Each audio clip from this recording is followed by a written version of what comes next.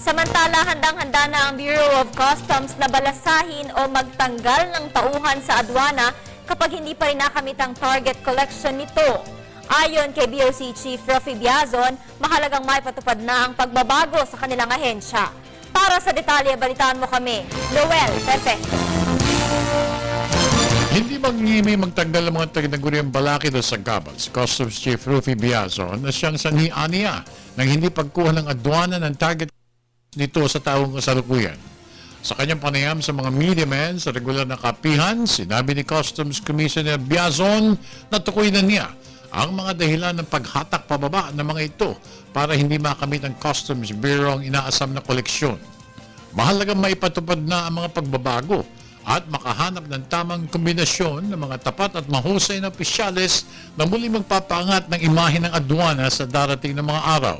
Pero ang common ground namin dapat dito would be the provisions which would make the Tariff and Customs Code compliant with the revised Kyoto Convention. Dapat yun, basic yun. Lahat kami dapat in agreement to that. Kasi hindi natin maasahan maging competitive ang Pilipinas kung doon mismo sa basic law ng customs ay hindi tayo compliant sa world standard. So doon pa lang dapat magkaisa na kami.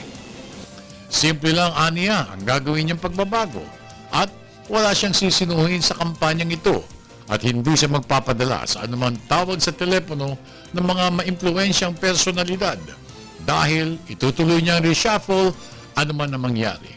I will not bend backwards for them. But I will deal with them in a mature way and I think they will understand our position. They are reasonable people. Siyempre, meron lang sila mga recommendation if ever. But I think they will understand that if it would be contrary to the efforts of reforming the Bureau, they will understand when we say no. So what if they insist? They can talk to the President.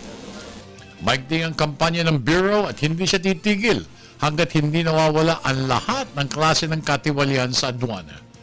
Tungkol naman sa pagsubasta sa mga nasamsam na milyon-milyong pisong halaga ng bigas sa Cebu Port mula sa Vietnam at Thailand, ito ay kanyang pinahinto para makuha at pamahalaan ang tamang halaga ng buwis mula sa mga mamahaling bigas na ipinuslit papasok ng ating bansa. Para sa Telebisyon ng Bayan, ako naman si Noel Perfecto.